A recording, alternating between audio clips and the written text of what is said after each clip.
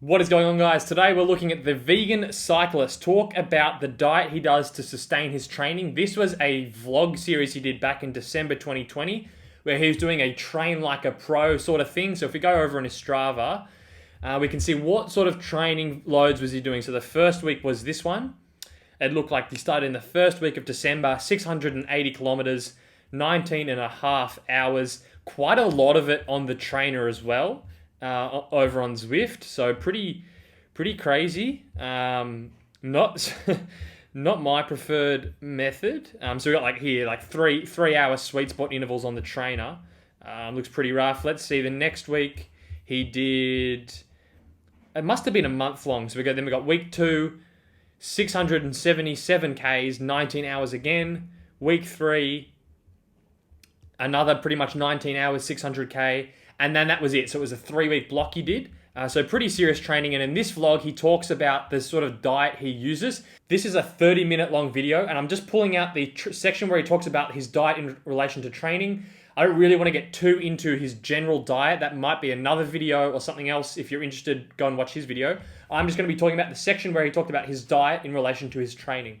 So before I play the video through and give my thoughts on it, what level of fitness did he actually get to? So this was on the 23rd of December, so the week after he finished that block.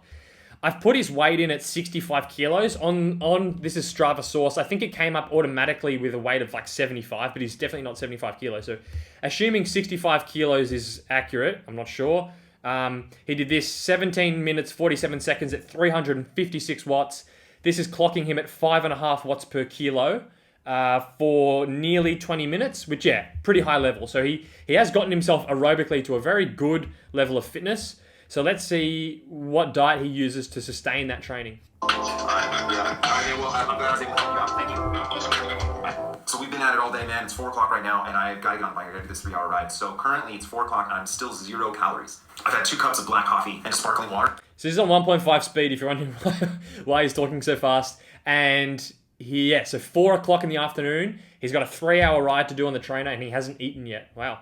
Last night, I kind of cracked a little bit. I usually don't eat late at night, but the family had popcorn. We were watching a movie, and I just annihilated popcorn, dude. So my last calories came in last night at 10 o'clock at night. That's usually not what I do, but so 10 to 10, that's 12 hours, 11, 12, 13, 1, 2, 3, 4. So that's 12. I'm 18 hours fasted currently. Now, a couple years ago, I would be dead. I would not have any energy. I'd be asleep on the ground and not even be able to consider a bike ride, let alone a 3-hour bike ride at Sweet Spot. After the ride, Okay, so he's using intermittent fasting there. 18-hour. He's got an 18-hour fasting window, so 6 hours of eating time. Hard to say whether that's, what does that actually mean? I don't think that's necessarily performance enhancing. It's just nice for him that he can get through the day without eating, I guess. I wouldn't read into that comment too much.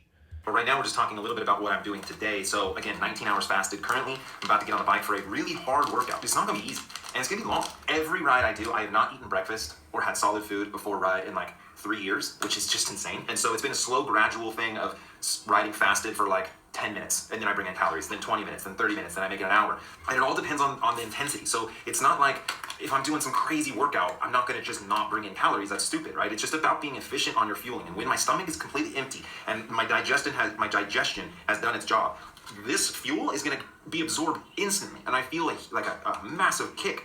And my stomach doesn't have to be turning over, muffins or oatmeal in my stomach to get to this. Now, beta fuel has... Okay, so he's fasted all day. It's now 4 o'clock. Now he needs to get on the bike to do a session, and he's going to be taking in carbs. But he's doing a few things here, essentially. He's doing the intermittent fasting during the day, but then he also has a fasting window when he starts a ride where he delays taking on fuel. But then when he starts taking on fuel, he brings in a heap of carbs. So he's using here, he's got the beta fuel, he's got this drink, which is looks like a similar 60 to train, 90 to race, so that'd be grams of carbs, I'm guessing, per serve. So he's not doing low carb or entirely, it doesn't sound like he's doing entirely fasted training for all his rides. So I think, to me, this sounds like it's more of a feeling thing than a performance-related thing. He mentioned there, a lot of the things he's saying here, the things that I'm picking up on at least, is he feels better when he doesn't eat when he starts the ride. He feels like it gives him more of a boost when it starts the ride. He feels like it's a bit lighter on his stomach. Those sorts of feeling-related things, as opposed to I'm doing this because he thinks it's going to enhance his performance. I guess one of my biggest concerns, and kind of related to that training block he did, so He's done 3 weeks of those 20-hour training weeks. And really, the thing I would say was that if this fueling strategy is causing some sort of chronic problem, like we do know that chronic glycogen depletion, so not acute glycogen depletion as in you bonk on a ride and you deplete your glycogen. We're talking chronic glycogen depletion where each day, day to day, week to week, you're always running a little bit low on glycogen after stores. That is a cause of chronic fatigue. It's one of the main drivers of chronic fatigue is chronic glycogen depletion. And I would say we know that glycogen stores can't be done over a short window of time. So even though he's getting in carbohydrates throughout his ride and in that period after, so he does his, I guess it's good that he's doing his eating window after his ride, so he's getting fuel in, but you're not going to be able to fully restore your glycogen or do it in as well as you could do if you're having that massive fasting window. So I would say from a performance point of view, even though he feels better doing this, he is missing out on some level of glycogen restoration by doing that massive fasting window. For the average person training not as often, it might not be an issue, but doing these weeks where he's training 20-hour weeks, it's already hard enough to get that refueling in. So he's essentially making what is already a difficult process to get that fueling back in already harder on his body. So I would say that might be the reason why we're only seeing him do this for kind of 3-week blocks. Now he's got kids, he's got a life, so maybe he just doesn't have the time. But if he wanted to train like this for a longer period of time, I do think this kind of fueling strategy is going to hamper his ability to recover and refuel, and then will not acutely, like he will get through sessions day to day, but over a longer period of time, there's going to reach a point where this is limiting his refueling capabilities, and it's going to bite him in the ass. So yeah, I'd keep that in mind. It's been one of my absolute go-tos ever since I found it. The Climb to Kaiser ride that I won, Dude, I was fasted going into that, and I only took in beta fuel and SIS gels, liquid calories the entire time. That was 8 hours and 40. Yeah, cool. So he's doing, on the SS products, in my gel video, I mentioned the SIS gels only have maltodextrin. They don't have any fructose. So it's good there that he's mixing the beta fuel, which has a good amount of fructose, with the SIS gels. So he's getting that mix there. If he was only doing the SIS gels, he'd run into problems. 42 minutes with 6 minutes of stopping. This flow formula has something 240 calories of 2 scoops. So if I dropped 3 scoops in this guy, I'm looking to have somewhere close to 300 calories per bottle. So the beta fuel has 80 grams of carbs and 320 calories just in this bottle. 320, 80 grams of carbs. Beta fuel also has isotonic carbs, which I don't understand what that is. Science, it's good for you, I guess. This totally agree that even he's reading the isotonic stuff and going, what the heck does that mean? It doesn't really mean anything. This has 90 grams of carbs and over 300 calories. Yeah, so just to reiterate there, he is fueling his training, this training on carbohydrates, but for some reason he feels better when he delays that at the start of the ride, which I think he was going to get into. Jeez Louise, I gotta start straight off at 205 watts, that's my warm-up? Good lord. Now I know when people get on new diets, they want to talk about it. This just looks so head-cracking to me. 3-hour ride with sweet spot intervals on the trainer. Yeah, I mean, maybe he doesn't have... I think he's doing this at night, so maybe it's going to get dark where he lives, but this is something I'd definitely be trying to do on the road if possible. This just looks horrible, to be honest. He's got the Cliff boxes in the background. That's a lot of Cliff granola. Yeah, just not fun. So much. Just like being vegan, right? Everyone's like, you gotta talk so much about it and blow your doors off because they found this new greatest thing. And then you find out they've been vegan for 4 hours. And you're like, dude, what? So to give you some sort of context, I've been doing intermittent fasting for 4 years. Let me explain what intermittent fasting is. Okay, so it's just reducing the window in which you take in calories. It's not necessarily about cutting out calories or restricting calories. It's about shutting down the window in which you bring them in. You already do some sort of intermittent fasting, which is sleeping. So let's say you have dinner at 8, and you wake up and you have breakfast at 8. Well, that's a 12-hour fast. A lot of the science that shows that about 14 hours where you're gonna start getting benefits. And even 14 hours really is not that difficult. You don't have to, like if you really like breakfast, bro, stop eating calories at 6 o'clock at night, 7 o'clock at night. By the time you wake up, you're good. So for me, what I did was I slowly got to 12, then 14, then 16, and I bounced between 14 and 16 hours fasted every day. Then I started incorporating that on the bike, because when you ride fasted, your body becomes better at utilizing fat stores as an energy source. You probably have 250 to 500,000 calories of fat on you. So imagine tapping into that as a fuel source versus just what you can put in your mouth right now. So this is such a complex... this is what I mean, it's what he's doing. He feels like it's working for him, so that's fine. But what he's actually talking about here is extremely complex. It's still being figured out. There's still research being done on it. People still don't really know exactly how this works. It's not this simple. And this is what I don't really like, because it sounds cool and it sounds awesome and and people get really attracted to this sort of stuff where it's like, oh, I've got all this fat on my body. Why don't I just do fasted training and just burn that? But it's just not how the body works. There's no need to do this. You can fuel on carbohydrates and still burn fat and still do good power and still be healthy. So I don't have too much more to say on this, because he's almost simplified it into a point of ridiculousness. To really try and even explain this is just far too complex. Essentially, this is just not necessary.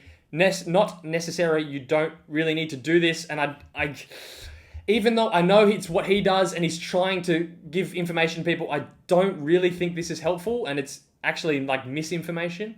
Actually, could no longer bonk.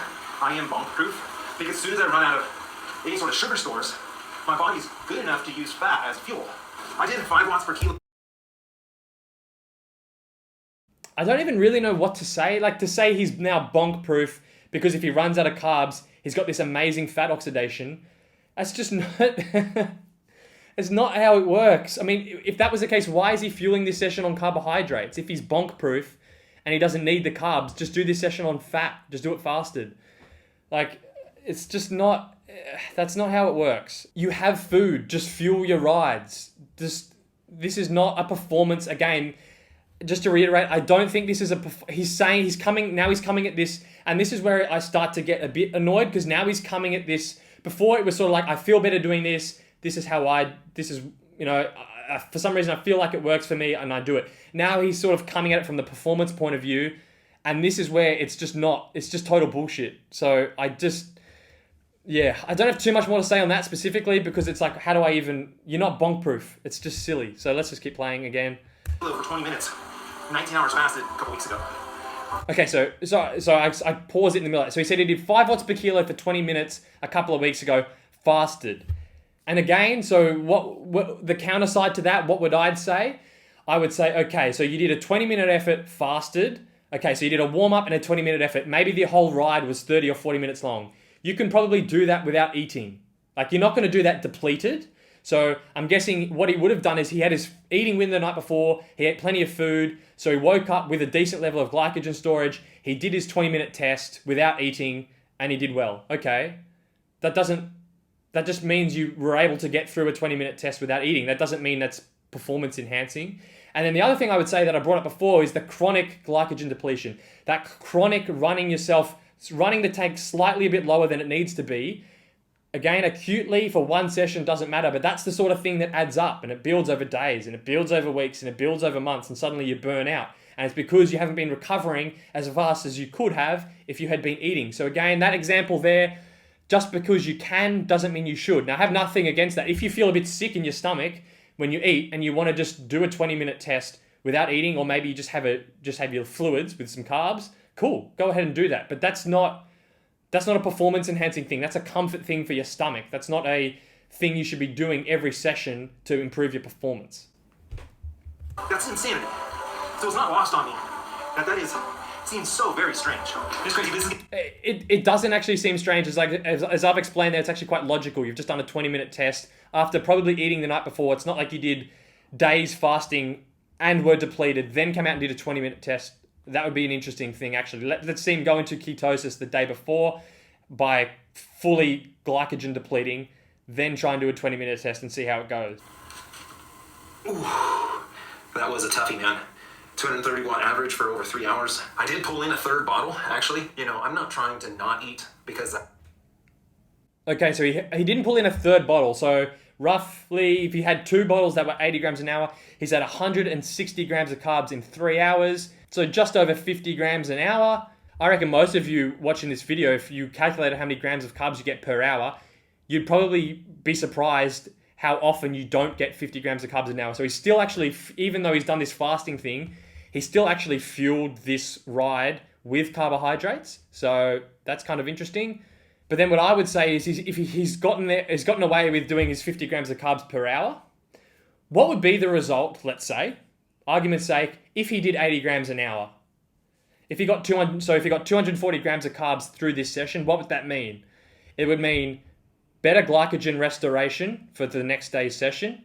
It would mean he's probably a little bit less hungry after the session. So let's say he finishes this ride 20 minutes later with the fueling he's done, he's probably going to be hungry. Whereas if he had a bit more fuel during the ride, I'm guessing that would probably, when he gets off the bike, he's just going to be less hungry for a longer period of time. So probably less reliant on food after the ride. Could that have also resulted in him getting a little bit of better quality out of the session, having that slightly higher level of carbs?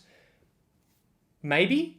Not necessarily, if he already did this session to the best of his ability on that fueling, and not necessarily, but I would say there's a pretty good chance in that last 30, 40 minutes of the workout, if he had been eating more carbs, if he had been drinking more carbs throughout the workout, getting that 80 grams an hour from the beginning, he would have gotten a better quality workout and had better recovery and refueling from the workout. So that's the other side to think about. So that's the other side. That's what I look at when I'm looking at this. I'm not looking at what's the minimum you can do to get through. I look at what's optimal for performance, and that's my thoughts on that.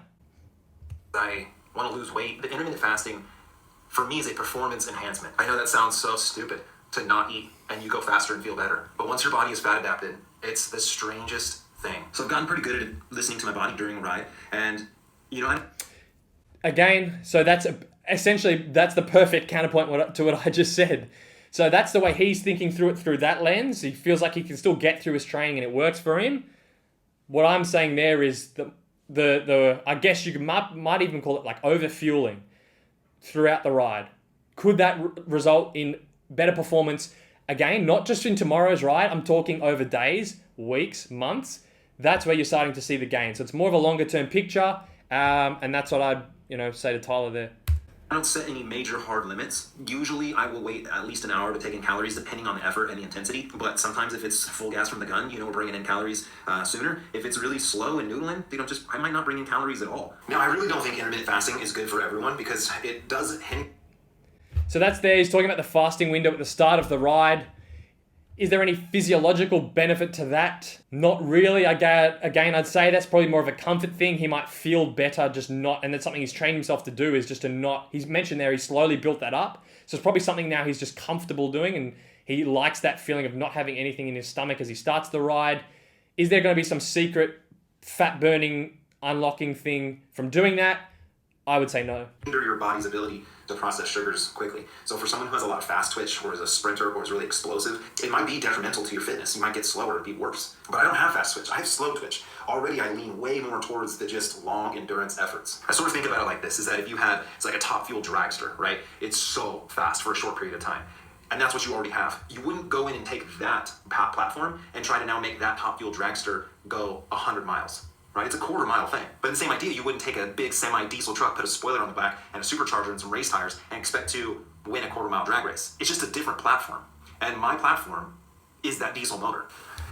Physiologically, though, I don't agree. If he was like an ultra endurance guy he never exercises above like zone 2. All he does is like 8-hour rides, 10-hour rides, 12-hour rides.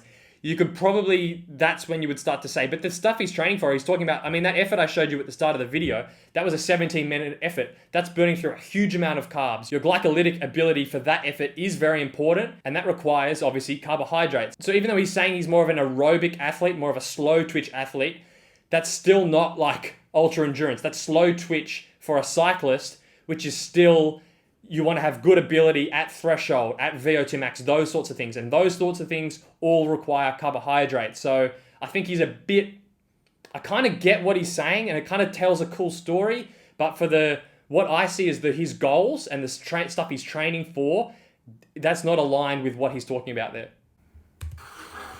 But so on top of performance gains, there's also a lot of science that shows that it's really good for longevity and overall health. I'm definitely no scientist, but I think what I've heard Dr. Rhonda Patrick say, and you should look her up, is that it puts your body in a situation where it doesn't have enough fuel to sustain all your cells. So your body takes stock of those cells and eliminates the ones that might be damaged or not perfect. All right, so we're starting to really get into the pseudoscience-y sort of things. That whole process he's talking about there, that autophagy, the processing of cells, killing off dead cells, that sort of thing. I'm not even really going to comment. Firstly, it doesn't really have anything to do with performance. He's talking there about longevity, and he's starting to get into a non-scientific area. So that's it there, guys. That's my view on it, looking at through a bit of a different lens than what Tyler's seeing it, I guess, and I guess taking a bit more of an objective approach to it. It says it's working for him. That's cool. I do think there are still downsides to what he's doing. And so just, yeah, providing a bit of balance to the discussion there. Thanks for watching this video, guys, and I'll catch you in the next one.